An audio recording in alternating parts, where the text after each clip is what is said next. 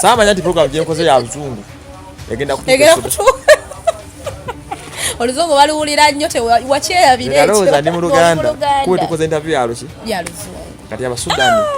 sibe bakambwe ne bakawulira omwana yakabatemeramu n'akawa nabagambe ne wali omulasita bagambe nti mmanyi kukola ki kuyimba era ye mu ggwanga ne bamanyiyo omuyimbi omu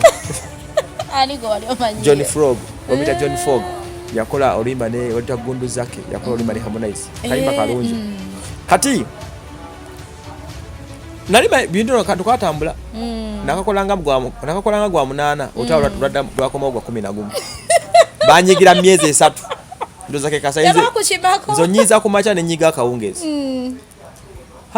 tebakuchibako osondi ngabanjiribya zina trending South Sudan okumala wiki namba ngamodde gone Sudan gogera kunzi yagamete bani kolat tebakunonya Allah banonya nibatuka nokunetonza Waswa emache yetonda netonda akolimba kobi nenda nabagamba neto ale bagane temumanyi kuyimba neto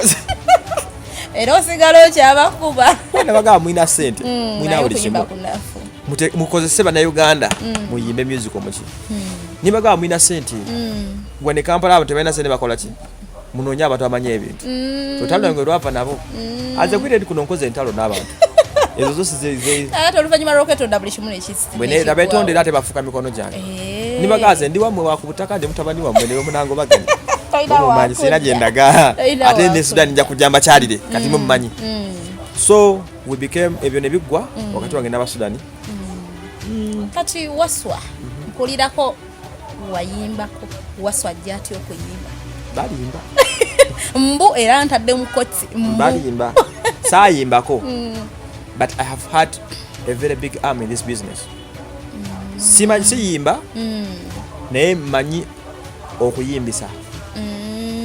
for selecting your talent no gama nze managing abayimbi bangi like benkoze nabo nakati ino mibyo kwa ya Princess Tendo Deborah ndizo kwa volo zati nyimba naye muyimbi wange nakamukula video juzi nze sinda muyimbi kwesikoze kwa nakamba mimi ndabo manyi abakabimba tegeseko basi baisi ati oyo mujjawa fumbia musical nze music mumanyi kulaba Waswa ema agwa mu politics nze mpulira oluyimba lumu ne gamba yogenda kuba hit I'm open nale nyimya kwa ne manager Spice ne mbuga album ya mo libano lugendo single tamba na ne unya no predicting ngate kitufu mugero lijo singa nangamba kati nze I've worked with people mya karoka sita abo nabo nkoze nabo I've had a tofali ku ntambula zaabwe buli muyimbi wa ne Kampala basinga batali bali abakulu ennyo ne bana mujiji gwafe like ba fresh kid bona tubalesi tugatadeko omukono nze nyina company eteke ebivulu jemadenga promoting namwe byange polampola naye nga YouTube basically nyimesizo kumejalinga kubanga wenafuna okulabikirwa era ensi wentegeredde omufuna Wow, tukyalina omukulu Waswa emago wena tanaba kubanga subscribing agenda ku channel yaffe kama Olutambula mu Uganda subscribing liking sharing mkwano commenting mkwano tugenda kubanga tukuuliza bulungi comments ezo tuzeetaaga nnyo kuba zituyambako ne tumanya tulina ate abantu abamu betwogerezeganyako nabo naye nga tewerabira banafa abatekamu ensimbi banafa bamanyidwa nga Pistato Creams asangibwa wali na jana nkumbi ku Ntebe Road enamba ku screen yawo genda kubanga oziraba bulungi nnyo so mukubirako gwe nayagala okubeeranga olususu olulabika bulungi nga ate bukyalaze bwondaba wano mukwano genda omugezeko tugenda kubanga osigala kyekimu tukyalina Waswa ema banange olugendo lwedo telubadde lwangu it's like a joke naye nga kituufu Waswa ema avudde wala naye ate takulidde mu nnaku nnyo naye nga ayiribye Waswa ema ayiribye nensi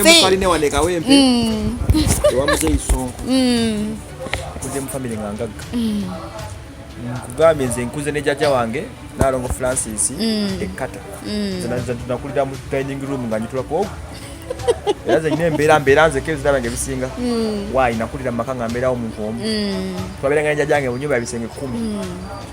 naye nga tubeerawo abantu aba kuyiika nyeeza ettaka abo nze abaana ng'abo tebatera nnyo kwagala kusembeza abantu ate gwe ekirowoozo kijja omanyi bwe wakula bw'omu obeera mu bibyo bya bugazi kati enjawulo eri emu nti ze njagala nnyo abantu natural ngago bogamba togenze nonywa kuwalaki nze Waswa ema sente zange mazina nenkuwa ko mutwalo kye kisinga okunsanyusa ndaba nga Kasi kasankera ku machane nkuwa yebiri. Nenda banga zenda kulisiza I'm feel happy ningamwe kale zenda mulisiza. Bulobera awo ngoli musanyufu. Nenga nyeta fali kusanyuka. Chikusanyusa nawe. Basi nagwe manja. Chovola banze ngaba nnyo sente zange. Kati Waswa kasoke musalimuko ekiri katono nnyo. Tukulaba ku mutimbagano YouTube wano oyambye abantu okusotya ojjotyo okutuuka temberonaga kuba abantu bakulajanira bangi nnyo Waswa Emma tumulaba avuza agenze wa nakigwa okuyamba abantu manyi abantu bano balaba n'abagabo obuyambi tisibasiru batigita omuntu akulaba bw'oyogera abantu bakulaba tunalinda obona ajja kuyamba okitegera nze nyina appealing face bwe manjogera omuntu asobola okutegeera kyenjogera era ku reality omamera ku origino nti tuyambe gundi oba nfuna so nze njagala nnyo okuyamba abantu njagala nnyo njagala nnyo abantu do ndi mukambwe ate abantu bakimanyi I'm very tough nze ndi mukambwe nnyo so yusumuvuka yandisamujeko esimu ku interview kumakati ga interview board nenjimusikako mugaleta so ndi mukambwe naye ate njagala nnyo abantu generally so kati ebintu by'okuyamba bino twabitandikirira ku lifestyle ne tutradisinga show yaffe ey'okuyamba nenjikola abantu bagibayingirawo bagibayinga ekikola ebintu naye nze I believe nti ebintu bino bibaamu favor cause bangi nnyo abakoze ekyo kyokola era bangi abalemeddwa bangi babiyingidde ne babikola ki nebirema kati ffe tusigalamu nga tubiddukanya oba kyesigamizibwa ku mazima kubanga oluusi omuntu wakwesigana kuweeza oba akasente amazima ge gasooka era bangi babyonoonye internet nafere bangi naye era abantu basigadde batuwa onfuna nti you can deliver byabagambye nagamba kino nekiri nodelivaringa nebituuka onfuna nawe n'olyako oliddeko kubanga ekirungi kasoba ng'otuusiza obubaka bagenze ndya mayinja tolya mayinja omuzungu agamba money eats where he works yes that is the reality bwe mbanga nkulese ng'oli mulamu nenkusondera miliyoni 2 esente nga bampadde sente bampereddeko nange abiri gange bakisigale kasoba nga ogalidde mu butuufu bwagwe ate nogalya sente z'abanaku zebabirakuwadde kati nkuzikuwadde ez'abanaku yakizibawo aba n'ebizibu byako yes nkujja gye nkujje nekisa obulamu bwo omanyi kitegeeza okostinga omuntu ku channel you know what it means munkola production okostinga omuntu kisola senemeka it is expensive emungi opresenting egwera bitula 15 byokozesa biba bingi nga tebana banamuyamba obafuna so we first invest in obafuna ntaddemu nange nfune n'oyo akole ki naye afunemu gwogenda okitegedde kubanga ne bafaazo balaba tubalabirira kakati Waswa ku media kuno ku social media kuno ntalo kite kuliko ntalo teriyo bakulwana nti ntalo kuno kuli entalo era nze wano ku internet kuliko abantu batanjagala bemanyi ti otanjagala entalo ezo za handling otya fe tutegeera tulina magezi mulimu ebintu byo kati nze ngeje ndi omuzibu bwe ndaba nga nkusobola nkutweriga obunoonyereza mpaka wootuuka era nkuyingira wano zebagenda nyina gwenti wano e Kampala kati nze kyo ze nkola zokka zezikulaga nti sina gwentya okitegedde era nkuyingira eno wakoze ensobi naye nkuyingira onerukola ki nakamala jizo okukola emboozi yesibifu wano abantu ne baluka bantabukira okitegedde naye nga nkikoze ze nkugambye ate ogenda kunkola ki genda weesootinga Emma obulamu bwo tobutiisa kubeera mu matigga abantu bavaako abantu bakoowu ffe tetuli bakoowu tigoloza goloba esi mukoowu owekitegedde so kati just only one thing nti we know how to handle people nze mmanyi kati gwe nkusobola sijja nakuteeka mawulire nja kunoonya bunoonya ng'omuntu olugwe Emma oyina abamajje kiki kati ffe tuli bamu tetuli ba bulijjo nnyo sera kuba n'abamajje okuyiribya era nze mmanyi obusungu bwange obukoma mmanyi n'ekintu kibi kiyinza okukola kati gwerindi bwe nkutulako nenga nkatyoyo ese teneetaga nakukwasa bantu okunoonya omunoonya bwobwo kati abantu enfaita sibateeka na ku media one on one kirungi n'obuulira omuntu ekituufu bwe lunnemerera nga ndoka nkusaayo okitegedde nti kati oyo tuyidire tukkirira naye kati ze sirina kyentya one ate okuzaalibwa kumu n'okufa kutya yes kuba kumu era webo byentuuke beetuusa kalenda yange si gwe gitamini era kiba kyali mu nteeko nti ng'ojja okuntuusaako obukifu obulabe so siyiikiriza bantu And I mind my business. Yeah. Abantu banyo ne bebanya bakola emize ku internet ninga balaba bulabi. Newe wekitaze ngenda kuyingira ne we sorting out. Yeah, that is what's Emma for you. Kakati Emma. Singira abantu. Yeah, I do my own business. Kakati Emma, nsaba kubuzaako. Buchango tandika lifestyle ya social media. Bizibu ki besides okulwana entalo bizibu ki ebirala byofunye? Ekyentalo nga sinagenda ku bizibu ebirala. Ekisooka tulina obuzibu naye Uganda tebayagaliza. Ekyo nkirabye nnyo ku internet wala ku YouTube. Ku YouTube kuno kuli empalana. Manyi ogamba abo bafere bateka ebintu byabafere. Kuli empalana wakati wa blogger wenyewe. Buli blogger na anti abamanyi ti yasinga. Buli blogger aloza yasinga, buli blogger aloza kazinga. Buli omu atudde nti good media aloza yasinga. Gundi we channel weti aloza okigede. Era blogger omunno tasobola kuchaza ku channel yengo ina kyagala okuyisawo.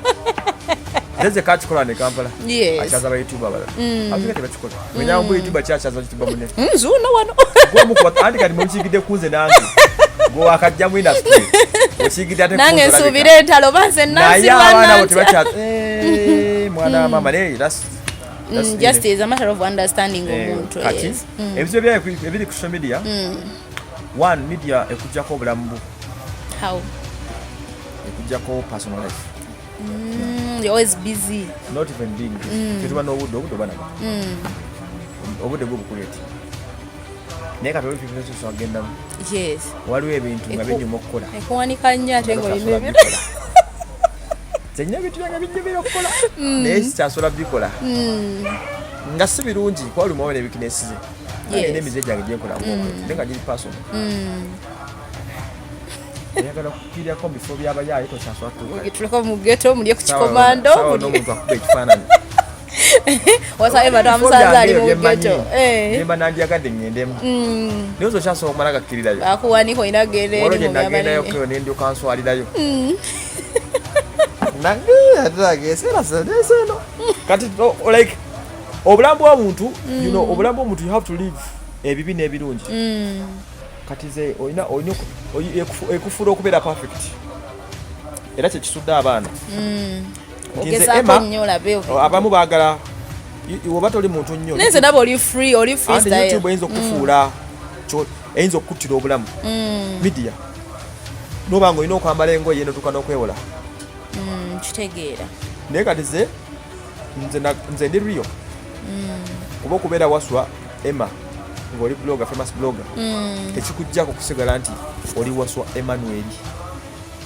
At the end of the day weetaaga abantu. Nze buli muntu ampita kazironga aliko ssente, aliko business, aliko kya nkutuukiriza. Omuntu gw'onyoma yabaako ssente. Ba YouTuber bano bamulaba blogger ne ba media, some of them are poor. Naye ekibafuula baavu kireki. Kulowooza nti baakimala.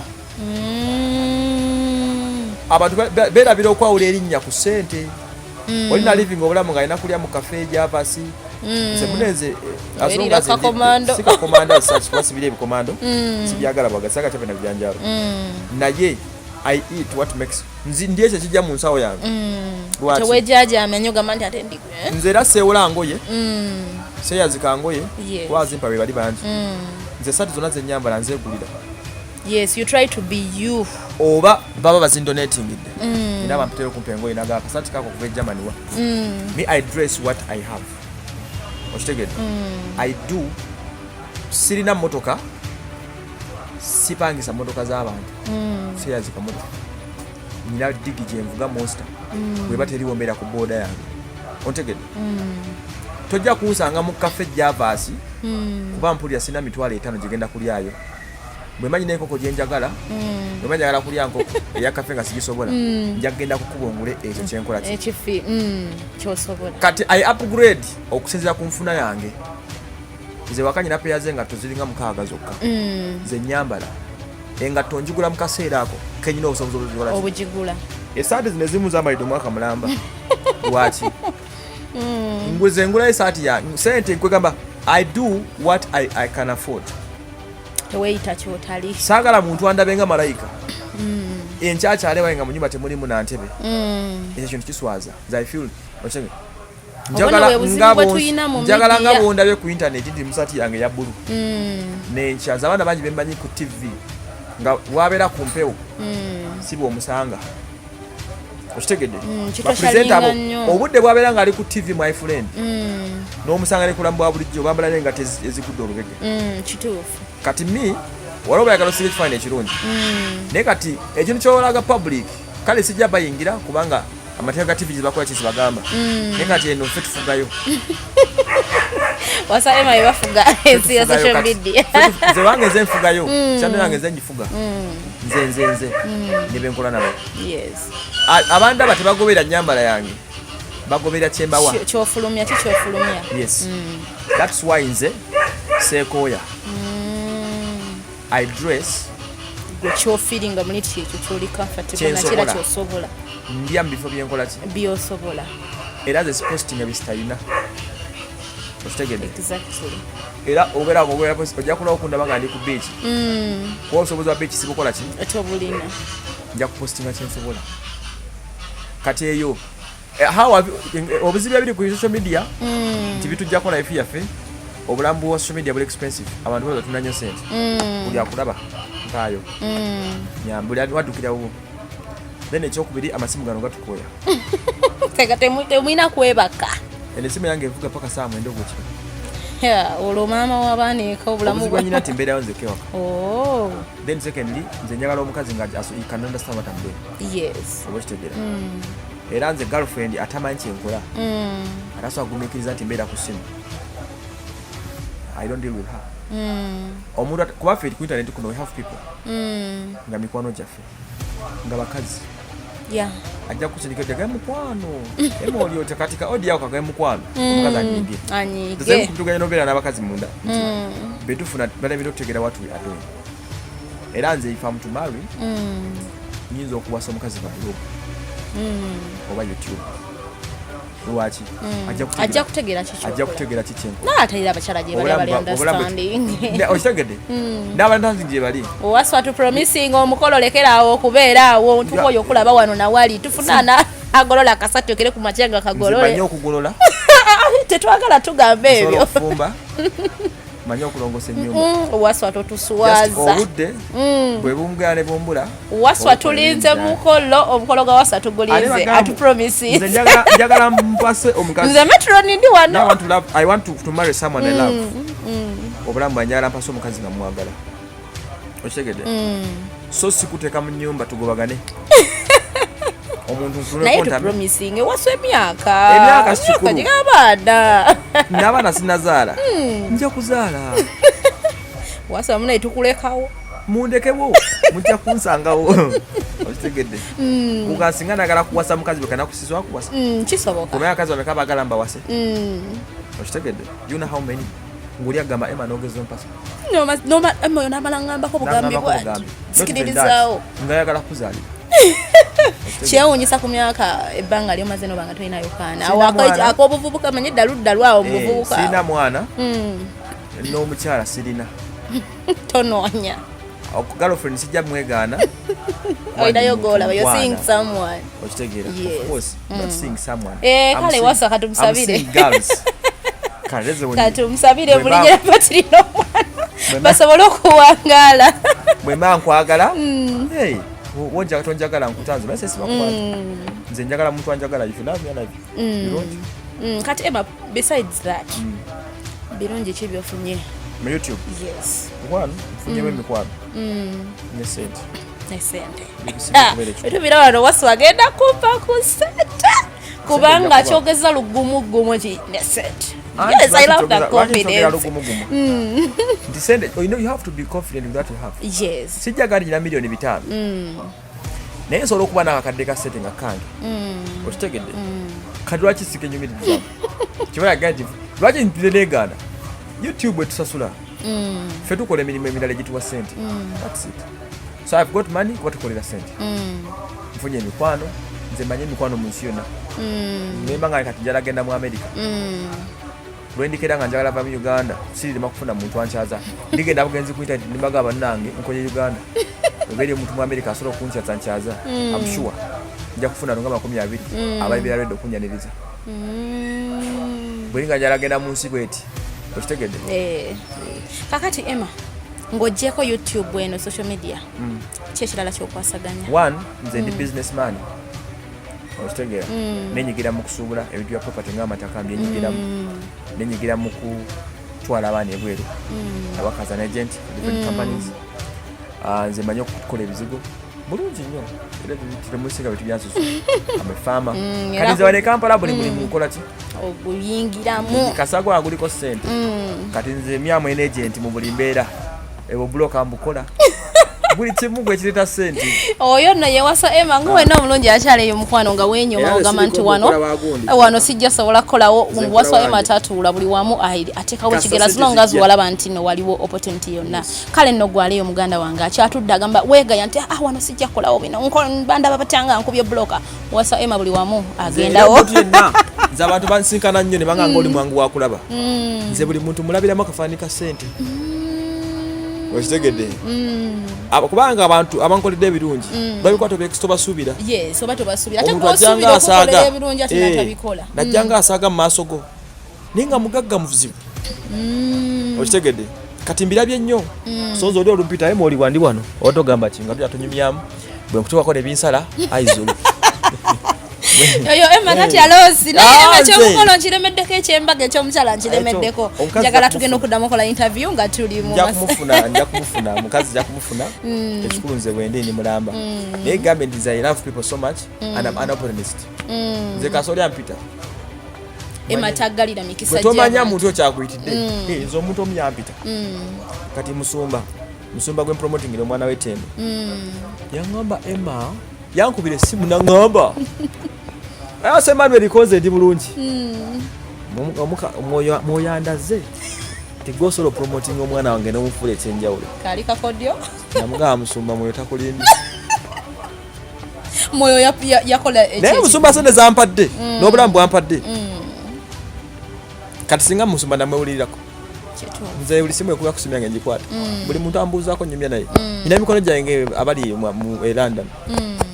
Emma njagala kubuuzaako mutabani oli otya nemuwa obudde nenjogera naye ogenda okulaba akolera ebirungi so nze I welcome people in my life because people are the source of opportunity abantu be batufuula kye tuli akansi tekimanyi nze sewulira ku bantu because of what abantu be banfudde kyendi nze sikyaswasula njera level nagivaamu kyokubuulira mazima level y'okusula enjala Emma yagivaamu nze abantu abampa ssente sibalabanga nako sibamanyi nabamanya mpita bamama bange bali kuno okusimba jjo mami oli otya ndi bulungi I don't even know them mina mama nga bamita mami Adija simanyi nabafaanana nyera ekampadde obukadde nga 7 oba ssente just mutabani oli bulungi kakati Emma tofunamu bino bikunyigiriza nti omanya abantu abamu katundu kwosula kubaka abantu bagamba muvuko yalina ssente abantu okutawanyanga bakukonkonye bagadde okumenya bagadde okubba obulamu bwe buto nze nsula mbagagga yensula waje bayita bagagga yensula mbagagga gwe tebomanya era obuzibu ensanze waka buli obo nina okuyingira sawa 4 okimanyi osasuze waka lwaki obudde bwayise I had a meeting with someone, a business meeting nga yasawa nga mukageze ekiro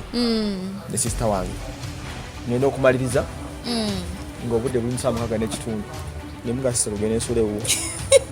wamanyi lwaki ewaffe ekikomere bakigala sawa 4 nandodi wange mukyala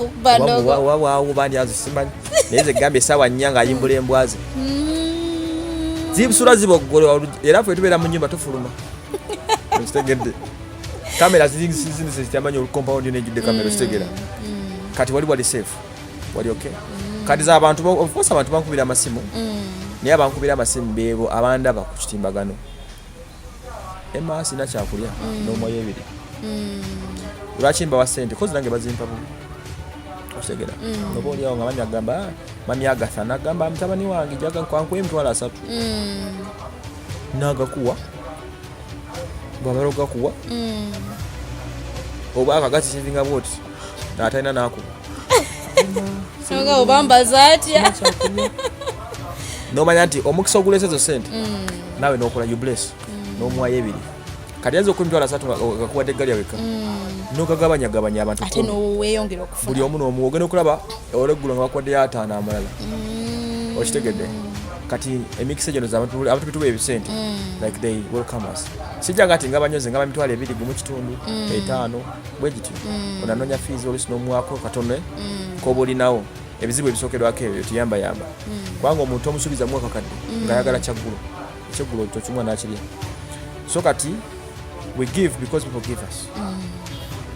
Okay. Tuline mwana mulenzi Waswa Emma tuli mu lifestyle wajja avudde nabiki byayisemo okutuka watuse go wenali eyo ng'onyoma emirimu nze nkutira ekigambo kimu totawana kubanga onyoma emirimu namwe abali eyo abavubuka embula kalevu nga mukyalina amaanyi agakola mukwano gwange genda okole nawe natanaba kubanga o subscribing agenda ku channel yaffe Teka Olutambula mu Uganda ogenda kubanga otufunira ddala buterevu nabanga lero twakyusizaamu kale tuli mu bereri yokaba ate tukabenze ndi kino nedda lero twakyusizaamu ko tubalita lifestyle y'aba celebrity abenjawulo nabo ne bumanya embeera gye bavuddemu okutuka we batuuse gwe nabeereyo nga weegomba abantu abenjawulo bingi bye bayitamu izo gamba gundi otumulabidde mu mbeera ya bugagga mukwano obugagga abati yabusanga busanza aba yabukolerera ne Waswa Emma akugambye nti akoze sinafuna nnyo sente I want to be a rich man okyaluubirirwa kiruubirirwa kyo tekinnaba kutuuka njagala nze nkyalina nina gwendi kwendi naye njagala buli lunaku mbe nga nkola miliyoni oba bbiri kyo kigendera kyange njagala bukanaku mbe nga nsobola okukola miliyoni ya sente mumeza bwe ngattagattamu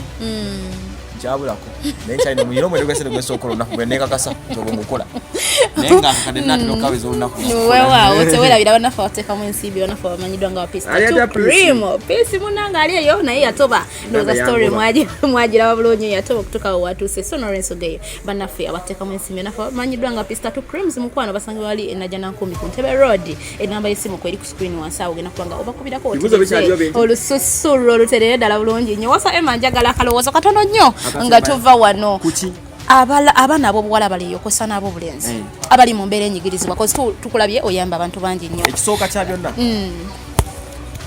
one osooka nga n'okkiriza embeera gy'olimu nti sirina kyaggulu don't live in a state of denial tobeera mutwe wakanyanga nze ema mba sirina mba sikola ki oba tolina nze kkiriza nti sirina nenjiya bwe nkola ki tomalanga biseera bingi ng'olowooza ku bizibu byo na effects ebiseera byo bitwale ng'olowooza nnyo obutya buvudde mu kizibu ekyo okkiriza medda kikasatu nti kati byaganye n'olaaza nze ennaku nga 2,700,000 cash zinnuma kuba sente zange naye nagambye kansale plan B okuddaabiriza embeera okitegera kati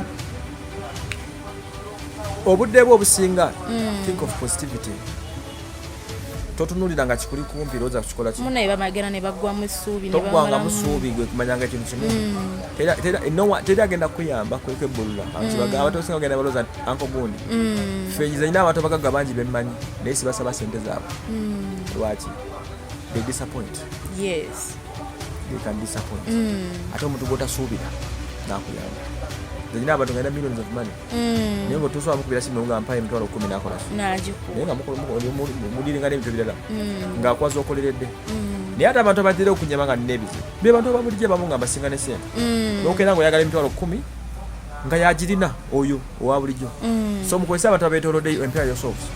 abali abantu be mwagala ennyo abakozeeko balina mikwano gyabwe bw'oba oli upcoming artist katugambe tononya kamiliyoni si mukwano gwo kolagana ne upcoming artist munno ajja kutegeera nanti bagenda bayayana nnyo kwagala okutuuka abantu abakabi abo they are not our friends they have their friends they are using us okutuukiza ebigendera byabwe era nze mbakolera abagagga abo ne mbakolera naye nze ebiseera ebisinga fokasinga ku ekyo kyemukoledde nakisasulira kubanga lwokedde ngwe nakyo omwagalako lomanya ti sikyaliwo okitegedde bw'aba agenda kusasula sente zo zibaawo naye bwe yagala kyabwerere taba naki ako nakayiga taba nazo era ng'alala mwana siinamu bakaba naye nga zooko kitegedde kati ekyo kati zena bavaako so focus on yourself self love weyagala nze ndeyagala ekyagala abantu mbaagala naye nsooka kweyagala Weewaawo mwena abale yabayita mubeera embi oba enzibu mbeera yonna nna gye muyisemu Waswa Emma bagambye abagomeza n'abazaamu amaanyi n'abagamba nti sooka weeyagale nga tonnaba kubaako omuntu mulala yena gwe weeyagala ate okkirize nti embeera eyo si ya lubeerera egenda kutuuka akaseera eggweewo oyo nno yabadde Waswa Emma naye Waswa nkyalemedde ku ky'omukyala tujja kudda okola interview nga tukomyewo nga katusabe Katonda atuwa obulamu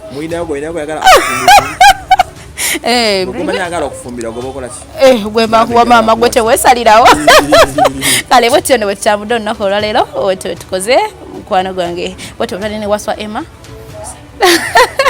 tubadde ne Waswa Emma mukwano gwange bw'atyo nno bw'atunyonyodde embeera ye gye yayitamu kati Waswa njagala abalabi bo bakufollowinga oba nsuulireyo ko obugambo 2 era ng'omugagga bw'aba